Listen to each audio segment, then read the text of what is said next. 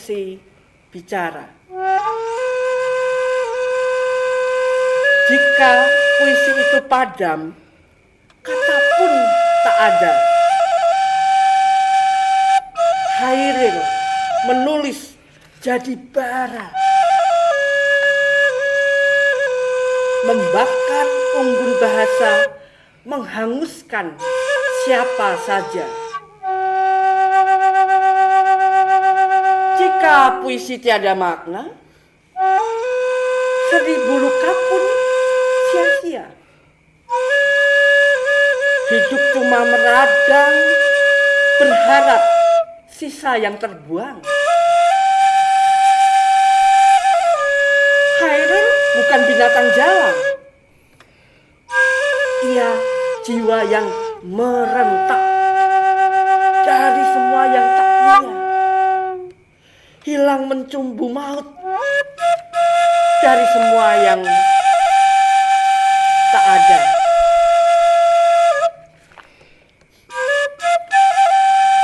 Puisi saya Rina Nikandari di Si Binatang Jalan, Antologi Puisi Hari Puisi Nasional 2025.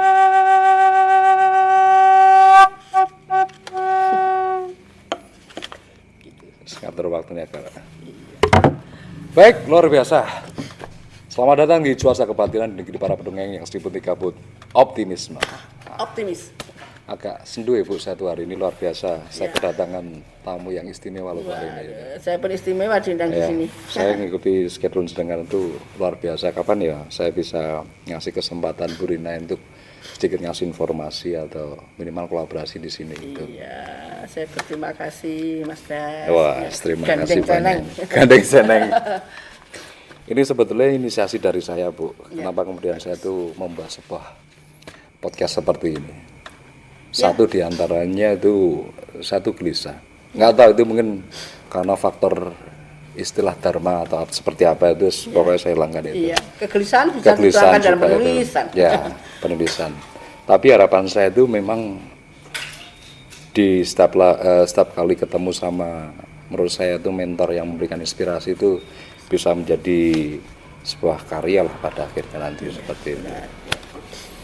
Baik, luar biasa hari ini saya berkesempatan bisa bisa apa Bu? Bertiktok kan ya Bu ya? Iya. Bertiktok kan karena sangat ini kan. Sekarang. Ya, saya nervous loh Ibu ini asli ini. Apa? Nervous asli. Oh, nervous itu sebuah perasaan yang bisa menjadi kegelisahan yang bisa dituangkan. Saya ulangi lagi sebagai karya apapun. Oh, baik. Lah, ini lintas generasi Bu. Ya. Jadi saya sedikit ngasih informasi ini mungkin ya untuk teman-teman generasi saat ini mungkin sedikit banyak mungkin agak cari tahu atau siapa seperti narasumber hari ini gitu ya. Tapi kalau kita merut lagi di belakang itu di era-era berapa 2000 sampai 90-an itu mungkin sudah banyak yang sudah kenal gitu ya Pak ya. Iya. Gitu. Iya. Baik, ini sedikit saya ingat ya Bu ya. Saya kulik ini di profilnya ini ya. Ini ada Bu Rina Nikandari. Itu ini lebih saya panggilnya apa ini Bu? Iya, saya Rina. Buntut nama di belakang. Oh panggilan. iya. Berat loh Bu ini. Saya mau harus nggak apa-apa nih ada Dr. Sandes Rina. Dokter Anda karena perempuan. Dokter Anda. Iya, Dokter Anda. Maaf Bu. Dokter Anda. Ya, hanya label ijazah. Ya, memang perlu loh Bu ini. Ya, apalagi sekarang karena musim Indonesia membutuhkan hitam putih. hitam putih ya, monokrom ya Bu ya. Iya. Karena memang saat ini memang lagi rame-ramenya juga banyak yang singgung tentang masalah ijazah gitu. Iya. Perlu. Kalau kita guru SMA pasti harus jenjang akademis itu tercapai. Kalau tidak juga terbuang. Oh, terbuang ya sih. Baik. Ini terus kemudian saya tidak akan membacakan profil secara detail ya Bu ya. Cuma lebih ke spesifik aja sebetulnya itu. Ini lebih ke profesi ya Bu ya. Sekarang ini masih konsisten di itu Bu, di guru SMA itu sampai ya, walaupun hari ini usia saya tidak muda lagi, tapi ketika saya di ekskul atau juga di mata pelajaran bahasa Indonesia dan bahasa Jawa di SMA formal, Kemudian juga saya selalu mendampingi lomba-lomba FLS 3N sekarang. Itu pasti usia tidak terbatasi. Tidak terbatasi ya Bu ya. Support di situ. Tapi masih Bu, artinya itu masih concern di penulisan atau saya di regenerasi meneruskan ya agar para muda itu menyukai sastra. Waduh. Iya. Kenapa milih jalur sastra Bu? Ini menarik loh. Sesuai dengan jurusan saya IKIP ya guru, guru jurusan Pendidikan Bahasa dan Sastra Indonesia, maka ya itu profesi saya. Ini yang menarik loh artinya Bu. Kenapa kebetulan langsung sastra itu? Ya. Karena mendalami sastra itu bahasa yang memang agak dalam ya kalau sastra itu. Ya. Dalam menyampaikan materi kita ketika sastra itu tidak selalu di indoor, di outdoor. Saya kadang ada sawah di depan itu pembelajaran di situ atau jalan-jalan atau di lorong-lorong gang kampung ya kita bisa bersus sastra. Sudah berapa Bu karya yang memang dari dulu sudah diterbitkan itu? Iya, kalau saya kan aktif sebetulnya 2017 saya ada kumpulan dongeng itu. Ya. Tapi masih Secara bersama bahasa Jawa ya. Belum bisa tunggal, belum mampu apa ya.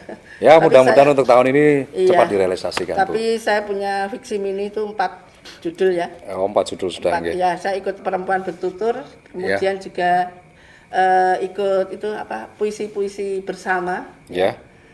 Terutama dari Sulawesi karena saya pernah ke sana juga. Oh, gitu ya. Dan ada kumpulan cerpen itu 9. Cuma 19 apa ya? Ya. Ya karena terdokumentasi lah buat anak cucu. Ya, pasti Bu. Iya, benar-benar sih. Saya lihat di beberapa karya itu hampir semua itu kolaborasi semua ya dari berapa karya itu. Iya, kolaborasi. Oh, ada berapa sastrawan? Ini kalau yang Binatang Jalang ini kan banyak sekali dari seluruh Nusantara. Ya. Bahkan ada yang dari Malaysia. Ya. Ini berapa ya? 189. Ini karena nasional karena memperingati Hari Puisi 2025 yang dirilis di Jakarta. Oh, di Jakarta. Ya. Baik ya, menarik Bu itu. Ya. Tapi memang diadakan itu Pak, artinya kalau untuk generasi itu dibuat continue itu kegiatan. Iya, sepertinya di Hari Puisi Nasional ada beberapa episode atau yang diselenggarakan tergantung temanya apa. Oh, tergantung temanya. Ya. Tapi yang dimunculkan di sini tadi yang sempat dibacakan itu apa Bu? Ya, karena ini si Binatang Jalang tentu Khairil Anwar, jadi apa yang bisa diserap dari puisi-puisi karya monumental Khairil. Iya. Ya. Bisa ambil sebaris atau menyerap dari kata-kata Khairil kemudian kita resapi kemudian kita ejawantakan dalam bahasa. Ya, menarik gitu ya Bu. Baik, ini Bu, saya itu sebenarnya konsen di dunia hari ini ya. Artinya itu mungkin bisa mewakili untuk generasi hari ini itu. Kalau kita ngomong masalah sastra hari ini itu banyak kemudian aplikasi ya, apalagi di AI itu sekarang itu kita tinggal tik berapa itu sudah muncul apa yang kita harapkan di situ. Oh, AI. Ya, kita cari positifnya saja sangat membantu. Ya, sangat membantu. Tapi tetap dari sekarang sih tidak boleh menciplak ya. Iya, tapi menyikapi teknologi tentu kita bijak lah. Ya, pasti di situ. Ya. Atau mungkin punya itu Bu, artinya itu punya ruang sendiri untuk selain di media sosial itu punya ruang sendiri untuk berkarya gitu. Kalau saya sedari muda itu skenografi. Oh, skenografi. Saya sebelum menulis juga selalu memvisualisasikan karya sastra dari beberapa penyair itu. Di beberapa pementasan karena saya di Sanata Dharma kan selalu pentas. Kemudian saya juga punya grup Trikan di Pendopo Dalam itu. Oh iya Bu. Selalu mementaskan saya buat sedemikian juga. Yang baru saja kan di Pendopo Asrafi ya. Oh iya tuh. Ya, kurang-kurang saya visualisasikan. Kemudian ketika kaitannya saya skenografi, kemudian ke arah penulisan. Saya melihat kepenulisan sangat cocok untuk mengisi masa tua. Karena dengan duduk saja, saya kan kalau skenografi kan latihan di mana montang manting, tapi nanti ketika usia bertambah, saya lihat keasikan di dalam menulis ya. Kemudian bisa terdokumentasi untuk regenerasi. Tapi saya tentu menulis pasti dalam pikiran saya pasti melintas pentas. Jadi saya mesti membayangkan, menulis itu sambil membayangkan ruang pentas karena Lebih sudah bertahun-tahun ya. memvisualkan gitu ya. Ya, bertahun-tahun memvisualisasikan hari apapun. 17 Agustus, Hari Ibu, Hari Kartini, Hari Sumpah Pemuda itu kan saya senang juga karena hari-hari itu sudah saya pentaskan di mall ya. Ya, SCH. Rutin Bu itu berarti? Iya, di SCH di mana? Jogja, JEC pernah, kemudian di Lipo Mall sudah menembus kaum hedonis. Oh iya Bu, sekarang Untuk sekedar sambil lalu, sambil berbelanja, menyimak sastra.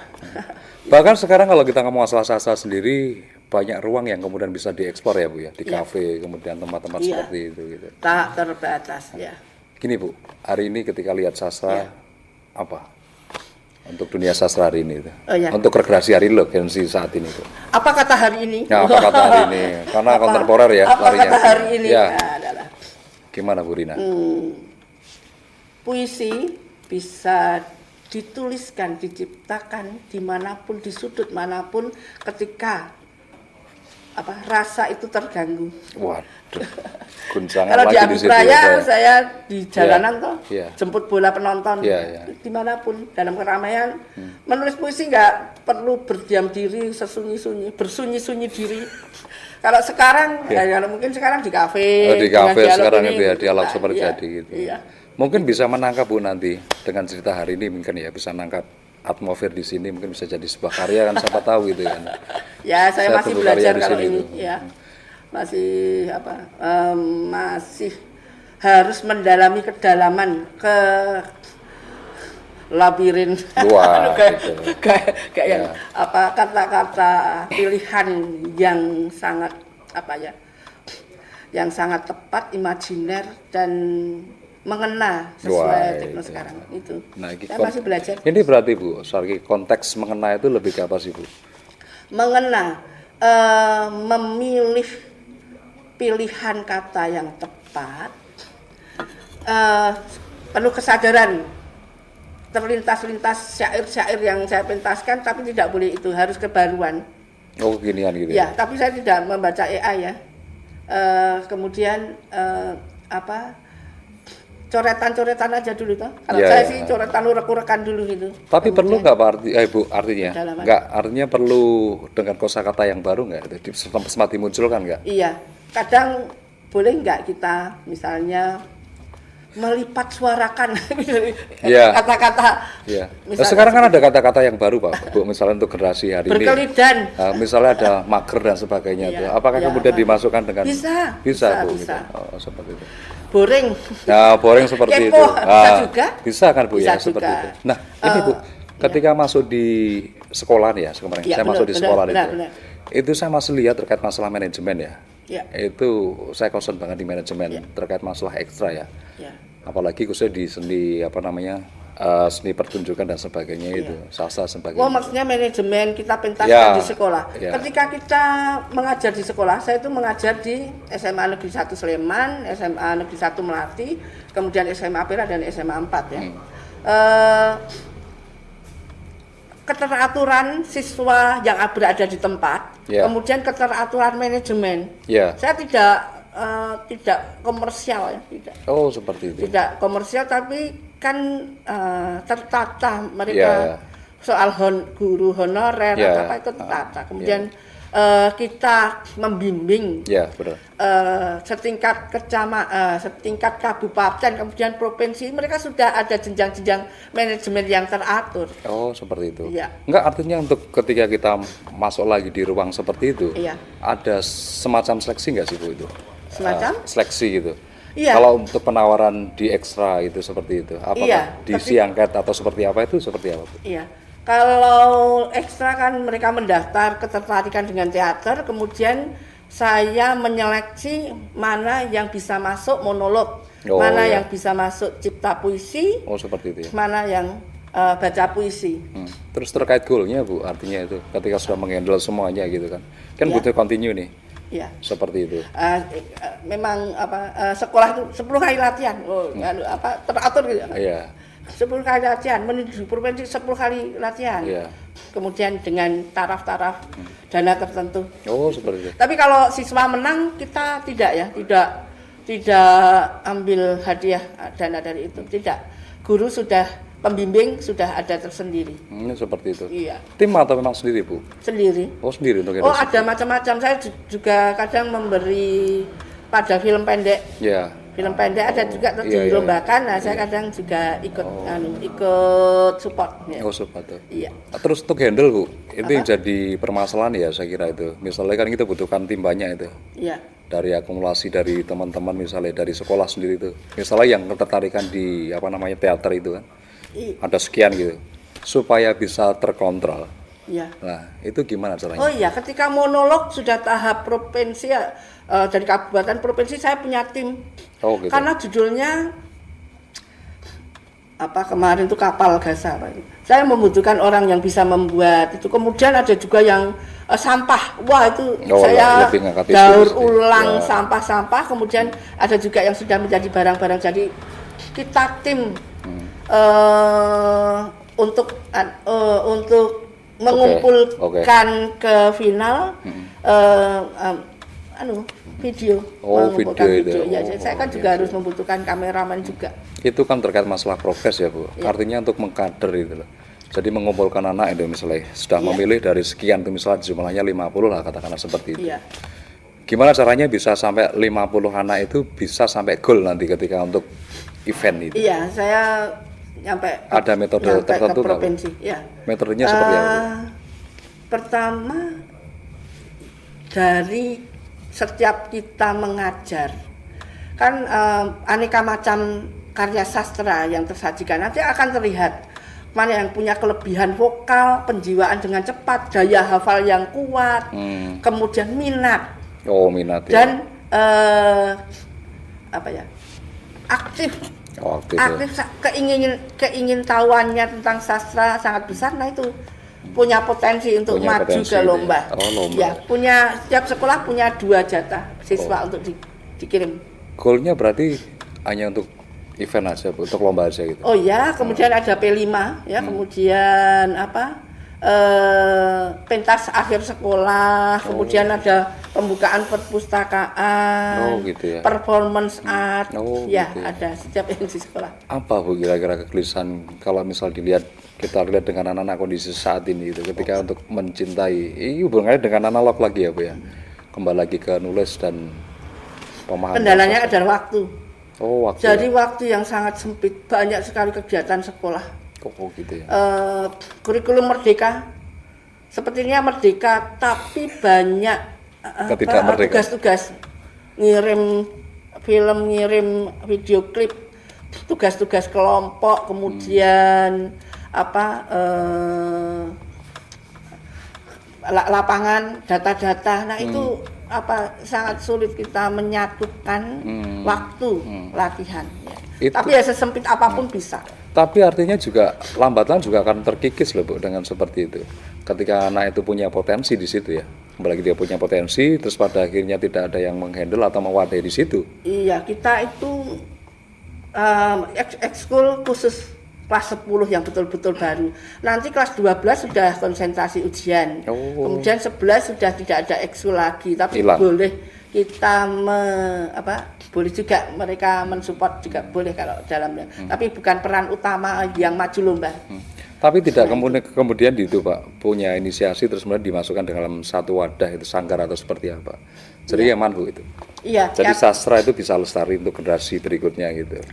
Di SMA kan ada nama teater Kapas untuk SMA 1, teater Melati untuk SMA 1 SMA. Kemudian Pasopat ya. Pasopat ya. Pelita Pasopat dari SMA 4 ya. Ada gitu. namanya. Malah kerjasama kerjasama dengan para alumni. Itu loh. Saya pernah garap 3 zaman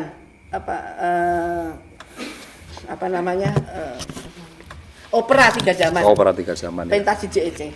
Itu melibatkan rekreasi berarti ya. Ya. Ada berapa Bu kira-kira di Jogja sendiri ya, khusus di Jogja sendiri yang bisa diajak kolaborasi yang masih konsisten hari ini Iya, itu? itu kan- Khusus di apa namanya di sastra sama teater itu. Ya, kolaborasi dengan Pak Reuni para alumni SMA 4. Oh. Jadi mereka menggalang dana, kemudian mensupport ini pertunjukan pertunjukan opera 3 zaman. Saya pilih opera 3 zaman itu sekolah ya, tentang sekolah dari zaman Kartini, zaman kekinian, kemudian masa depan. Nah, terus metodenya Bu, sekarang kembali ke metodenya untuk apa namanya sistem cara mendidik anak itu supaya mereka tuh apresiasi ya, senang terhadap dunia sastra itu gimana? Menyodorkan hal-hal yang baru. Saya juga IT mendukung. Jadi saya juga menyodorkan saya teks film, kemudian puisi kekinian. Kalau 17 Agustus ada lomba sesuai dengan zaman. Oh, sesuai dengan bukan bagaimana menulis puisi dibalut oleh inovasi kekinian. Oh, seperti itu. Kemudian saya juga menyodorkan aneka tema naskah-naskah drama untuk memperkuat karakter berbagai tema. Kalau memang masanya horor ya ada, saya punya banyak teks tentang itu. Itu masuk di feel ya Bu, itu masuk di rasa ketika kita menulis seperti itu. Benar. Kadang kelemahannya gini loh Bu, saya lihat nih, saya di luar itu ya. Orang tuh kadang-kadang bisa ya, penulis tuh bisa menulis sampai menyalurkan inspirasi mereka. Tapi ketika untuk mempresentasikan itu, kadang terbata-bata untuk tidak bisa menyampaikan ke situ. Ada metode nggak Bu artinya? Iya sih. Kalau untuk PD itu apa? Kadang kan penyair belum tentu bisa membacakan puisi, atau pembaca puisi belum tentu bisa menulis ya. Ya seperti itu. Untuk kalau bisa dua-duanya, penyair tapi juga bisa menyampaikan dengan bagus gitu kan. Tentu aspeknya ya banyak kayak penjurian aja, selalu berlatih, kemudian gestur, blocking, kemudian olah vokal, kemudian kepekaan ya, ritme kepekaan digali ya. Yang perempuan tidak selalu harus mendayu ya. Kemudian secara teknik bisa dipelajari. Termasuk ketika metode pelajaran juga di situ diajarkan juga. Iya, tentu. Ada olah vokal, olah tubuh, kemudian konsentrasi, lalu prep yang zaman dulu juga masih di. Tapi sempat untuk dibuat semacam kolaborasi Bu. Ya. Ini menarik loh, artinya bisa dikolaborasikan dengan art yang lain misalnya gitu, nggak cuma artinya kan anak-anak saat ini kan lebih ke visual ya, larinya ke situ gitu. Kalau cuma kita baca, cuma mendengarkan dan sebagainya itu ada titik bosan ya. Kita menyajikan teater selalu dengan video map. Ya. Mungkin bisa ditambah koreonya, terus kemudian ditambah dengan instrumen yang lain. Saya di SMA 4 itu juga berkolaborasi dengan koreo. Oh gitu ya, sudah lari ke situ berarti. Iya. Yang melatih drum band juga saya ajak kolaborasi juga. Kemudian yang gamelan untuk yang drama klasik.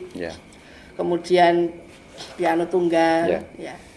Bahkan kemarin kita itu ada juga ketoprak ya, tidak lupa dengan tradisi. Saya mengajak yang kurikuler pencaksilat. Oh ya, sudah masuk kolaborasi di situ ya, Bu. Oh, menarik ya. Kalau sekolah itu cemepak kabeh gitu. Ya. Kalau yang di luar sanggar itu sulit juga mengumpulkan kan. Kalau sekolah sudah. Menarik loh Bu ketika kita ngomong masalah sastra ya. Sastra itu bumbu ibarat saya itu. Apalagi ketika kita menaruhkan sebuah feel tadi rasa di situ agak susah sebetulnya di situ itu. Tapi saya gini loh Bu, melihat sastra hari ini itu beda dengan kemudian sastra yang di belakang itu, ataukah mungkin karena faktor kita tetap harus mempelajari kan di kurikulum atau ada kita mempelajari periodisasi sastra ya, angkatan 45 dipelopori oleh Hairil Anwar, puisi Fatimah Idrus, tetap masih ke bawah cuma Google aja. Google itu. Tapi bisa kedetek loh Bu artinya itu. ketika kita tuh cuman copy paste ya, copy paste seperti itu kan ada jam rekatnya. Artinya gini loh Bu, apakah kemudian ketika kita pakai gubahan seseorang kita masukkan dalam sebuah sastra, itu ada kena royalti nggak Bu? Saya belum begitu paham ya artinya kalau di situ tuh ada nggak kira-kira? Apa ya sekarang yang menyangkut royalti apa ya? Karena Entah. Yudhistira Adinugraha menulis Arjuna Mencari Cinta, kemudian dilakukan oleh Ahmad Dhani apa Dewa, kena royalti kan judul itu Arjuna Mencari Cinta, kena royalti. Walaupun sama cuma satu paragraf itu juga kena. Di pasal ada juga di situ. Kalau masing-masing ya, kalau saya Joko Pinurba, saya memvisualisasikan. Joko Pinurba ada kakak kelas saya di Sanata Dharma. Saya kula nuwun dulu, saya dramatisasikan di lip. Kalau saya terserah, kamu nggak usah izin-izinnya. Semakin orang di jalanan mendengar puisi saya semakin senang. Ada juga yang seperti itu. Ada juga ada juga yang salah satu referensi Bu ya. Iya. Joko Pinurba ya. Joko Pinurba. Selain itu siapa Bu? Yang membuat saya harus berkarya nih, termotivasi di situ. Senang sekali kalau puisinya dibacakan. Asam apa ya? Asam ya. Asam itu orang yang dermawan. Pemurah. Kalau saya tuh lebih menikmati Bu artinya itu bagaimana bisa berkolaborasi di situ ya. Saya sebagai penonton misalnya seperti itu. Hubungannya dengan rasa ya, seperti itu. Bagaimana kemudian seorang itu yang membacakan itu kalau dia dari riwayat pengalaman dia sampai mesti. Tapi beda dengan dia itu hanya cuma sebatas tulis itu, akan ada vibe yang berbeda di situ. Setiap penyair atau pembaca pasti punya style tersendiri ya. Punya style ya. Kalau jadi juri juga punya style sendiri untuk target kejuaraan. Sampai ke target ya? Iya, saya juga juri. Tapi dibuat kontinya Bu untuk event-event berapa bulan sekali itu? Apa? Event. Iya, saya kerap yang rutin itu pentas di Abipraya jalanan ya. Puisi jalanan mengapa tidak untuk cuma di jalanan, tidak lah. Kita malah jemput bola agar orang berlalu lalang ya sekedar mendengar. Bagi saya di Abipraya pentas itu latihan. Jadi pentas latihan sudah itu mereka sudah kelompok saya sudah sangat memahami. Para sibukwati selalu meluangkan waktu untuk berpuisi. Ini saya konsen lagi nih berarti Bu. Sama tetap jalurnya tapi lebih ke budaya gurit tuh. Iya. Nah, anak-anak saat ini ketika kita menyinggung masalah gurit itu terlalu jauh Bu. Geguritan. Ya, geguritan seperti Geguritan kan bahasa Jawa. Bahasa Jawa itu. Kendalanya adalah membacakan secara benar. Do sama do lagi dipermasalahkan di situ. Iya, kendalanya seperti itu. Kemudian kalau untuk penciptaan juga karena orang sekarang lebih fasih bahasa Inggris daripada bahasa Jawa ya. Iya, bahasa Jawa yang karena dulu selalu diutamakan untuk menuju TK saja keluarga juga bahasa Indonesia, maka kemudian ini hanya orang-orang lama aja yang masih menggunakan bahasa Jawa halus pada anak-anaknya atau kromo. Sekarang campuran tuh Jawa Ngoko dan bahasa Indonesia. Saya lihat di keluarga-keluarga itu. Tapi berarti kan sudah terputus tuh Bu secara tidak langsung ya ketika kita ngulik lagi di situ gitu. Sekarang ada geber Jawa toh. Oh iya, kalau geber Jawa di aksara khusus di aksara seperti itu ya. Masuk ke RW untuk penataran digital huruf bahasa Jawa. Itu kan termasuk nguring-nguring. Salah satu solusinya. Baik. Artinya kalau bisa sampai ke sekolah dasar misalnya itu, memang perlu ya, penting itu. Nanti ujung-ujungnya juga diadap dan sebagainya gitu. Harus bisa baca itu kan sekarang nama-nama jalan atau apa kan bawahnya ada huruf Jawa. Tapi hampir semua Bu sekarang metode ya. Di beberapa sekolah yang saya lihat itu justru malah konsepnya bukan pakai Jawa gitu, justru pakai bahasa Indonesia, terus kemudian pakai bahasa Inggris dan sebagainya. Kalau di SMA Negeri 1 Sleman berbasis Jawa. Saya saja kemarin monolognya ketika biasanya disodorkan naskah wajib. Sekarang pilihan membuat sendiri, saya disaka Oh, Adi Saka dengan tempat versi lahirnya iya. Aksara Jawa. Ya. Ya. Itu kemarin sempat saya singgung ini. Monolog. Ya. Ada narasinya itu yang digubah dari Amresto Prasetyo. Ya. Kita ngomong masalah tentang apa proses perjalanan Aji Saka dan sebagainya sampai ke Jawa sendiri. Ya. Itu kan ada Doro dan Sembodo. Dora dan Sembodo. Terus ada lagi satu lagi itu di versi dia sendiri yang dia kulik itu ada Dugo Prayogo. Itu nggak tahu versi apa gitu karena setiap orang kan punya versi seperti itu. Iya. Saya mengenalnya di waktu kumpulan dongeng dengan bahasa kita sendiri ya. Itu kan cerita anonim ya. Iya. Tidak ada nama pengarangnya. Siapa sih pertama kali yang menulis apa Aji Saka ya? Iya, maksud saya di kumpulan tahun 2000 tahun berapa itu? 1900 sekian lah. Ya. Berapa itu? Ada di ada di biografi. Iya. Itu. Iya. 2017 apa? Iya. Saya nulis Aji Saka. Oh, iya. Kemudian ini yang kemarin saya visualisasikan dengan monolog. Kemudian dongeng juga pernah Aji Saka. Sebetulnya saya melihat malah lebih bagus ya artinya untuk proses saat ini itu yang lebih saya kembalikan lagi di situ lebih ke kembali ke tulis ya. Iya. Daripada scroll media dan sebagainya itu. Yang baru. Ya, yang baru itu enggak maksud di dunia pendidikan ya. loh, karena benar ya melatih motorik. Iya. Nah, selama ini mereka sudah lepas dari yang namanya menulis seperti itu. Satu itu terus kemudian konsen lagi di apa namanya kalau aksara kan ya konteksnya agak besar itu nanti di situ lebih ke penulisan yang kecil-kecil misalnya yang hal-hal yang terbiasa dipakai gitu misalnya kayak nanti lebih konsen di apa namanya adab kulon nuwun dan sebagainya matur nuwun dan sebagainya. Oh ya itu masuk budi pekerti ya, di P5. Di P5 ya. Ya. Menarik loh Bu itu. Karena sudah mulai terkikis hilang artinya kalau saya masuk di situ. Iya sih, ya itu tema umum lah ya. Tema umum harus kembali ke budi pekerti, moral ya itu Mas. Sekarang anak-anak bukan penataran P4 lagi, tapi karya nyata, berekspresi, mempelajari alam dan jiwa nasionalis di P5 ya. Tapi ada terobosan nggak sih artinya itu? Karena setiap kalau saya kurasi lagi ya, setiap tempat itu misalnya itu. Kenapa kemudian tempat itu nggak serta-merta langsung muncul aja dari peradaban itu?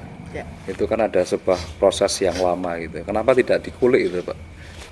Itu lebih kaya artinya itu. Jadi sebelum kita kompleks global, tapi isu-isu yang di daerah kita sendiri yang kita tepai di situ bisa dikulik gitu. Ya, dengan sastra itu loh. Ya, lomba tema monolog itu mengulik cerita sejarah lama. Iya. Dongeng lama. Lah, artinya kan masih ke bawah di cerita lama ya, Bu, yang selama ini mungkin banyak ya di media sosial dan di buku-buku itu. Cuman yang lebih saya konsenkan lagi, anak-anak saat ini kan lebih kenapa dia tidak mengenal dengan dusun dia atau wilayah dia gitu. Kenapa demikian itu? Artinya kalau dia tuh mengenali, itu saya kira lebih ekspornya banyak pada akhirnya gitu. Sekarang malah ini selalu ke cerita-cerita yang sudah. Iya. Tapi bukankah ada merti desa di tiap sudut itu kan mengajak para muda untuk melihat sejarah di lingkupmu sendiri. Iya. Nah itu kan sangat berhasil karena kemudian anak-anak diikutkan berapresiasi menjadi sejarah yang berasal dari dusun itu.